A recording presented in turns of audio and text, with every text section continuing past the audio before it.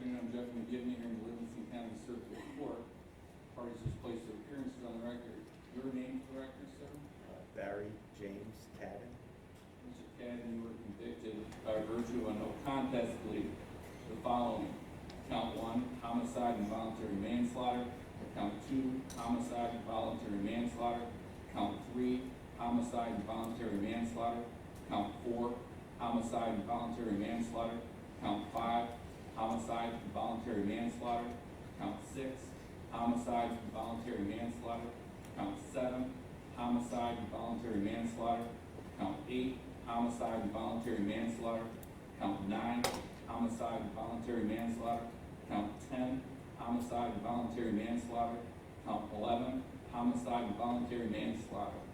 Today's date time set for sentencing with a maximum penalty on count 1 is 15 years. The maximum penalty on count 2 is 15 years. The maximum penalty on count 3 is 15 years. The maximum penalty on count 4 is 15 years. The maximum penalty on count 5 is 15 years. The maximum penalty on count 6 is 15 years. The maximum penalty on count 7 is 15 years. The maximum penalty on count 8 is 15 years. The maximum penalty on count 9 is 15 years. The maximum penalty on count 10 is 15 years. The maximum penalty on count 11 is 15 years. As I indicated, the last date and time set for sentencing, your no contest plea was taken before Judge Cadden, who is now retired. I'm the successor judge on this file and made the disclosure to the parties on April 18th of 2024 that my wife has been employed for the past 13 years by the Michigan Attorney General's office. She's currently the division chief in the State Operations Division, which is primarily civil in nature. During her employment at the Attorney General's office, she has not worked in the criminal division, nor has she been part of this prosecution in any way. I did not find on April 18th of 2024, and I do not find today any reason in the Michigan court rules for my disqualification. The people did not object on April 18th, 2024. However, your counsel saw more time to discuss this matter with you. Mr. Gleason, have you had adequate time to discuss this issue with your client? Yes, Your Honor. I have not received any motion to disqualify me based upon that disclosure. Does your client object to sentencing him today? We do not, Your Honor. Based upon the Kill Group plea agreement, it was the intention of the people and defense counsel to give credit to the defendant for time he has already served in his federal case from August 7th to 2017. Is that correct, Ms. Ryan? It is. Yes, Your Honor. Mr. Gleason? Yes, sir. Judge Hattie heard the Kill Group agreement of the parties is placed on the record and as written in the plea agreement. Judge Hattie agreed to impose a sentencing agreement. The Kill Group agreement was: defendant agrees to plead no contest to 11 counts of involuntary manslaughter as amended. The lesser included offense of the currently charged second-degree murder would be dismissed at the time of sentencing by the people. The people and defendant further agreed that his sentence in this case would be 10 to 15 years, and defendant would receive credit for all state and federal time he has served, which shall include his federal sentence, which began on August 7th of 2017. The sentences in this case shall run concurrently with the sentence in the federal case, and the sentences on the 11 counts in this case shall run concurrently with each other. The defendant shall be returned to the Federal Bureau of Prisons to complete his federal sentence, and shall serve the sentence in this case at the Federal Bureau of Prisons. Michigan Department of Corrections shall include the federal sentence when calculating the earliest release date. Is that accurate, Ms. Ryan? It is. Accurate, Mr. Gleason? Yes, Your Honor, it is. The court has had the opportunity to review that record, pre-sentence report investigation, and the court intends to adopt and follow the sentencing agreement reached by the parties in this case.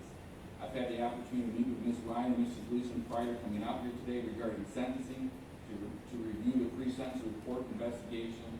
It's my understanding, based upon Mr. Gleason and Ms. Ryan's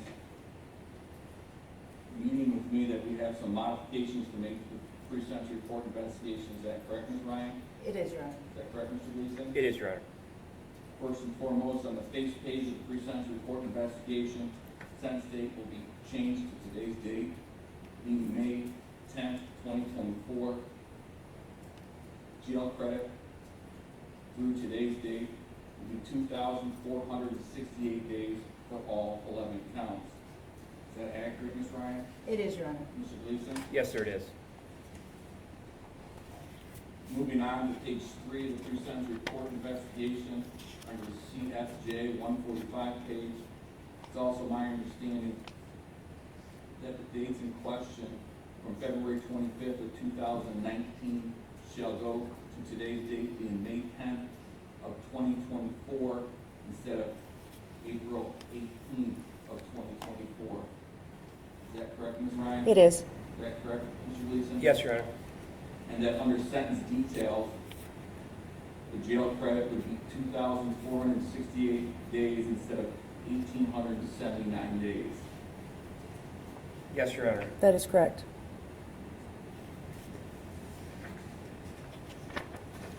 Also on the same page, page 3, regarding the recommended sentence of the court, that paragraph 4 will be added to each count to indicate that restitution will be reserved,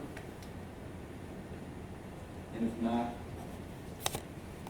resolved, a restitution hearing will be scheduled within 90 days. Is that your understanding, Ms. Ryan? It is, Your Honor. Mr. Gleason? Yes, sir, it is.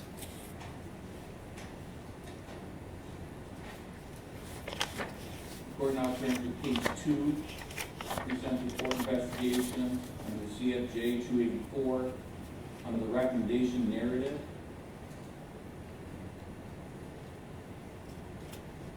I'm looking at the third sentence. My understanding, it was agreed to by Ms. Ryan and Mr. Gleason that that sentence should be changed to, it is this writer's opinion that the defendant did not express any remorse during the pre-sentence interview and did not acknowledge the $82 million he has already paid in restitution. Is that accurate, Ms. Ryan? I have no objection to that change. That's accurate, Your Honor. Court will still make that change. Also, I'm looking at page 4 of the CFJ 284. It appears that the dates are incorrect. I'm looking at the paragraph 4, first full paragraph 4. It says on May 21st, 2012, Chin, under the direction and knowledge of Cadden, for that date, instead of May 21st, 2012, should be June 29th of 2012.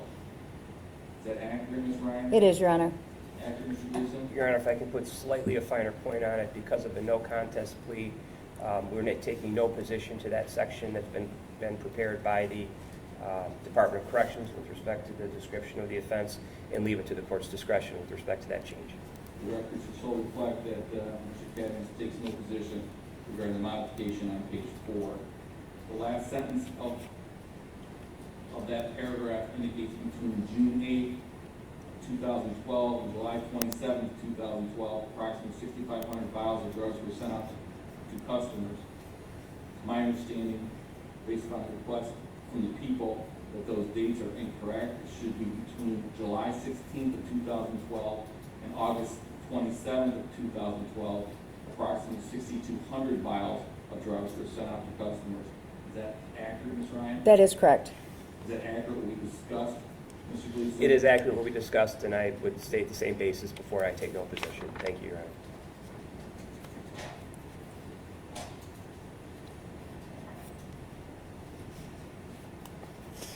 Mr. Gleason, any other additions, deletions, or corrections which may be regarding the pre-sentence report investigation? I'll get to the guidelines in a minute. I have no other deletions, additions, or corrections, Your Honor. Thank you. Ms. Ryan, any additional additions, deletions, or corrections you'd like me to make? Nothing further. Regarding the guidelines, it's my understanding that the guidelines were incorrect as scored. I had the opportunity to review with Ms. Ryan and Mr. Gleason regarding the guidelines. Only 1 was scored at 20, should be 0. Is that correct, Ms. Ryan? Yes, Your Honor. Is that correct, Mr. Gleason? Yes, sir, it is. And that goes for all 11 counts. Yes, sir, it does. Yes. OB2 was scored at 15, but it should also be 0. Is that correct, Ms. Ryan? I would agree with that, Your Honor. Mr. Gleason? Yes, sir. And OB6 was scored at 25 and should be 10. Is that correct, Ms. Ryan? It is. Mr. Gleason? Yes, sir, it is. Total OB previously scored was 235, should now be 185. Is that correct, Ms. Ryan? It is. Mr. Gleason? Yes, sir. Sentencing guideline range remains the same. Guideline minimum range is 43 to 86 months. Is that correct, Ms. Ryan? It is. Mr. Gleason? Yes, sir, it is. And as the court stated, all of the guideline scoring apply to each count. Should be the same. I agree, Your Honor.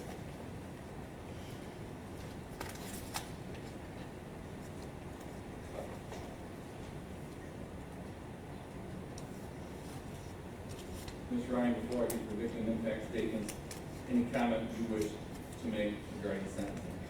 Your Honor, I'm going to ask the court to go along with the plea agreement, but I also can't really speak any greater than what the victim's family can, so I'm going to let them do their victim impact statement at the appropriate time.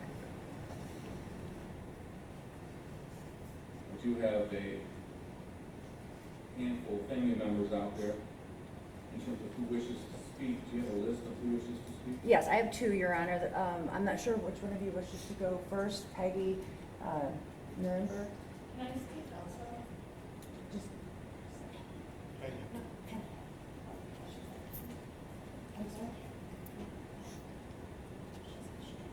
Oh, I'm so sorry. Come up here. I apologize. Okay. Yeah. Come on up.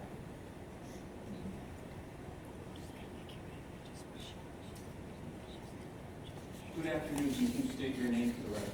Penny LaPerriere. Welcome, ma'am, what would you like me to know? I would like to know that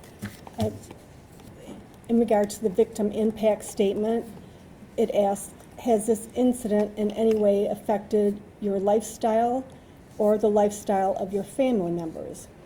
And I would say yes. Barry Cadden killed my husband. Barry Cadden affected my lifestyle as I had to sell off our home, as I couldn't afford to stay there without my husband's income. My lifestyle as a grieving widow versus being married and enjoying our life as husband and wife. It was like starting over with a different life that I didn't choose to do. It was forced on me. Are there any other after effects of this incident which are experienced by me? Yes, the grieving of losing my husband at a young age, the PTSD from going through that horrible experience was like nothing I would wish on anyone. My lifestyle changed dramatically on a reduced income. Describe what being the victim of crime has meant to me. The loss and long-time grieving were the most difficult. The panic of having to sell off our home and lifestyle was gut-wrenching. Going through my husband's personal things and having to dispose of everything he worked so hard for was an experience I never thought I would have to go through at that time in our lives. His parents both lived to be a ripe old age of 97 years. They died like 3 years ago and maybe 6 years ago. Lynn should still be with me today living a fun life. Mr. Cadden has no idea what I went through as he forced me into being a widow. My God, who does that to someone on purpose? All because of his greed. Just imagine losing your spouse, having to make decisions what to do with their body, planning a funeral. Then reality hits and you can no longer afford to stay in your home. You panic sell your worldly possessions as you must downsize your lifestyle so you can afford to live. Then you face it daily that your husband is no longer with you, and you sit on the couch and cry, tearing your heart out, crying. I can still remember that right now as I'm saying this. The pain, you walk around in circles not knowing what to do with the grief. And Lynn's parents and siblings were going through similar grieving pain. Were you psychologically injured as a result of this incident? Yes. I was in treatment a couple years. The depression, the nightmares from PTSD, the grieving. Was any property damaged or lost as a result of the incident? Yes, I lost my home and security. Have you incurred any other expenses or losses, including lost wages, as a result of this incident? Yes. Real estate expenses, lawyer fees, lost husband's income, lost my job as I had to move away. Do you want the offender to repay you for your financial losses as part of the sentence imposed by the sentencing judge? Per the settlement agreement, he can spend that time in jail reflecting on what he can do to compensate financially the victims of this terrible tragedy. I understand he still has a ton of money in his personal real estate. Perhaps he can find it in his heart to downsize his lifestyle and use the proceeds to finally compensate all of the victims, not just those that have died, but the ones that are still suffering to this day, for the loss of life that he inflicted on us innocent, grieving family members. Only then will he be able to live a life with less regret from all his bad choices he made while manufacturing illegally his drugs that eventually killed innocent victims. I do find it in my heart to forgive Barry Cadden. I really do. I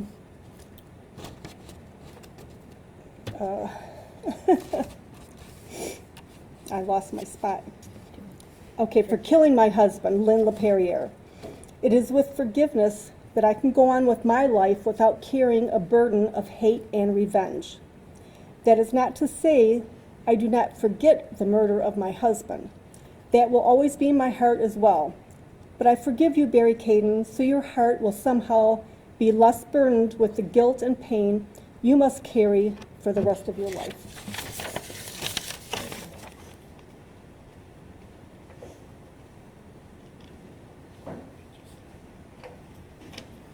Good afternoon, your name, please. Gene M. Kais. I'm speaking on my behalf and my two sisters and for my mother, Sally Rowe. This is hard because Mother's Day is 2 days away.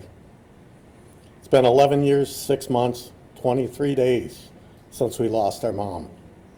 She only lived 30 days from the time she got her steroid shot until the time she passed. Barry Cadden caused her untimely death. I have asked the court to play a phone call from her doctor's office to her, but the court wouldn't let me play it, so I gotta give you the gist of it. They called to say that she might have gotten a tainted shot. My mother stated that she had a headache for 3 days since her shot, and that she was in so much pain that she was going to contact a back surgeon to ease her pain. You can hear her pain in her voice. Barry Cadden is responsible for the disintegration of our family. Our family has been torn apart. Her death caused my stepdad to become irrational, behave irregular, create ill will among our family members. He gave away my mother's possession without warning. He died 3 years later with a broken heart. One of my sisters became severely depressed over not having the opportunity to talk to my mother before she passed. I attended Barry Cadden's federal trial, and I fear the impact the experience will be with me forever. My mother was used as an example at the trial, including a slice of her brain showing the fungus in her brain. I came away from that trial realizing that my mother never had a chance once she became ill from the injection in her back. At the trial, I did meet people who got the tainted shot and lived. These people are in all kinds of pain in their body and will for the rest of their lives. Some will never walk again without assistance. To this day, I'm afraid of medical help, including medical procedures. I cannot understand or accept how this happened. I owned a manufacturing business and worked with a customer that invented a machine that could detect debris in the medical vials. So the technology is out there. But Barry Cadden only cared about making money and put greed over people's lives. The Federal Justice Department called the tragedy the largest public crisis ever caused by a pharmaceutical product. They should have said, it's the largest public crisis ever caused by the greed of Barry Cadden. The Department Attorney General said the majority of the family expressed support for this plea bargain. I was one against it. Barry Cadden is not going to serve any more jail time with this plea deal. The Attorney General can say they did a good job getting 10 to 15-year jail time, but he's going to serve the same amount of time as his federal time. I know people want to close this matter and move on with their lives. I can never close the loss of my mother.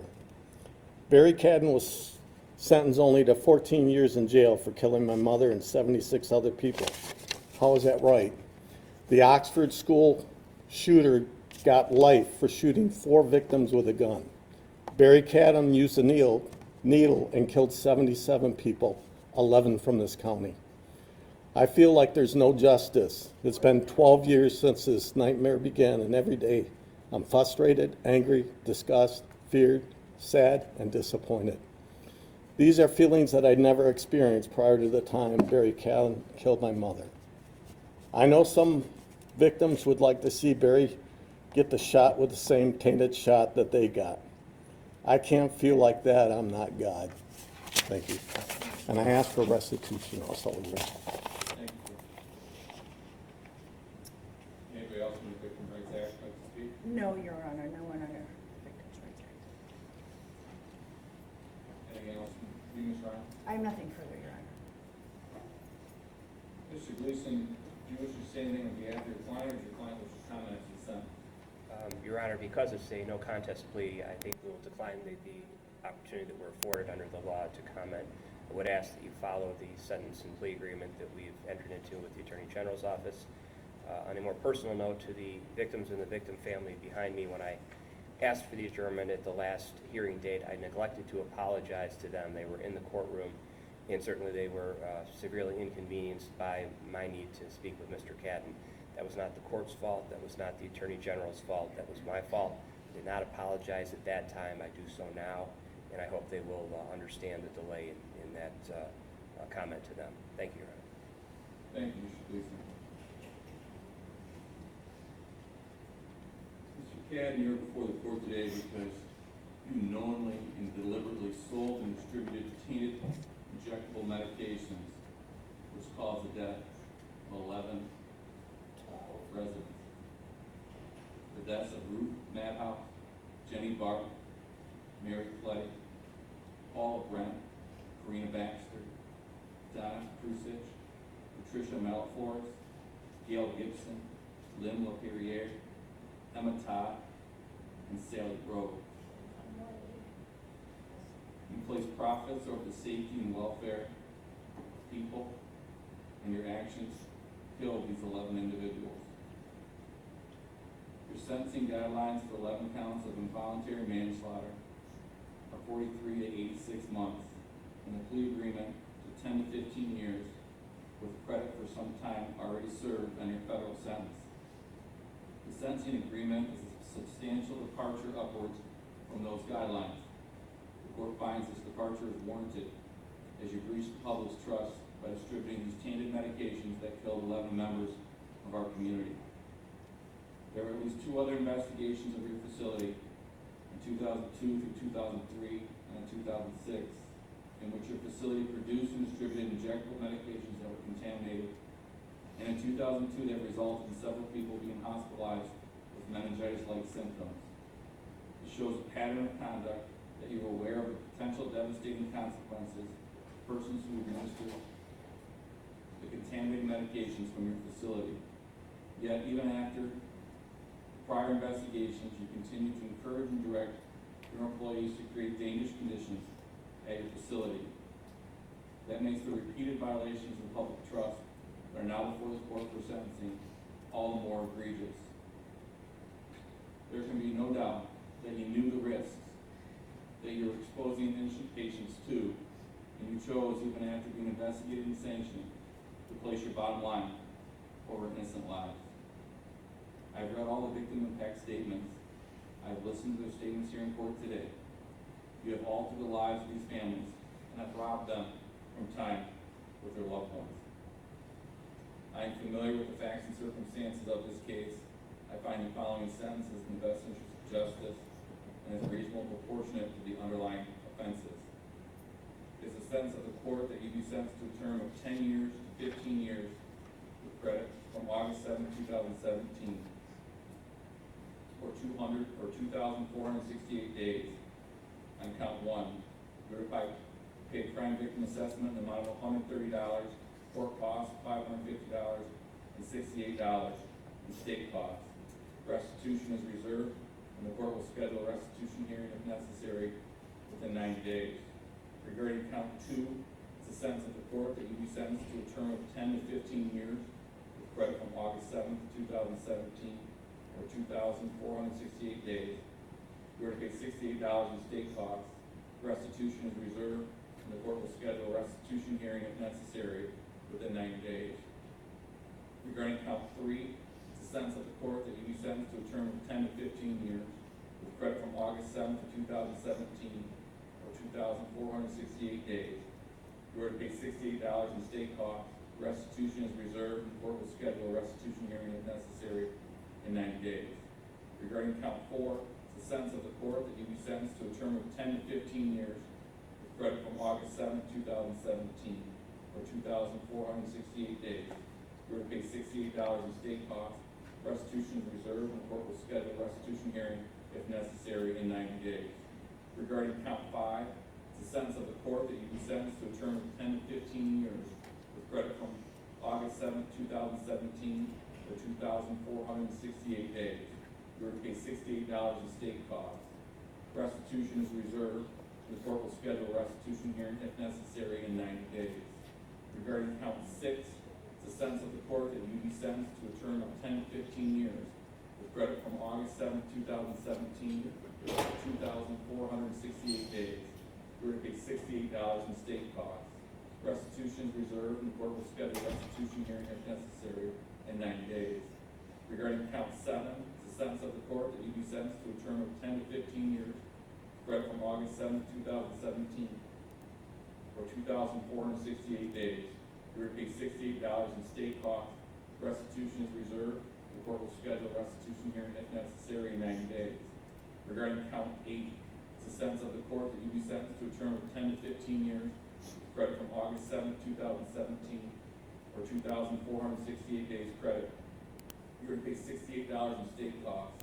Restitution is reserved, and the court will schedule a restitution hearing if necessary in 90 days. Regarding count nine, it is a sentence of the court that you be sentenced to a term of 10 to 15 years of credit from August 7th of 2017, or 2,468 days credit. You are to pay $68 in state costs. Restitution is reserved, and the court will schedule a restitution hearing if necessary in 90 days. Regarding count 10, it's a sentence of the court that you be sentenced to a term of 10 to 15 years with credit from August 7, 2017, or 2,468 days. You are to pay $68 in state costs. Restitution is reserved, and the court will schedule a restitution hearing if necessary. Regarding count 11, it's a sentence of the court that you be sentenced to a term of 10 to 15 years with credit from August 7, 2017, or 2,468 days. You are to pay $68 in state costs. Restitution is also reserved, and the court will schedule a restitution hearing if necessary in 90 days. These sentences in counts 1 through 11 shall be concurrent with each other and concurrent with the federal prison term.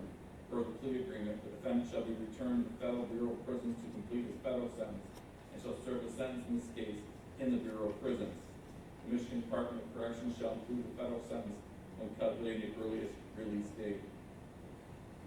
Mr. Cadden, you'll be providing an appellate rights form. You are entitled to file an application for leave from today's decision. The form explains important rights regarding the appeal. The court will appoint a lawyer for your appeal if you are financially unable to afford one. Should you want a court-appointed attorney, you must make your request in writing within 42 days from today's date. I'm handing the form to Ms. Eldred. Mr. Gleason, please confirm receipt of the form, sign the original, and return it to the court. Please keep a copy for process of appeal, Mr. Cadden, if you desire to file the same.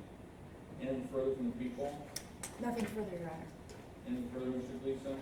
No, Your Honor, I have executed the receipt as requested by the court and returned it to the bailiff. Thank you. This concludes our matter. Thank you, Your Honor. Stand at recess. Thank you, Your Honor.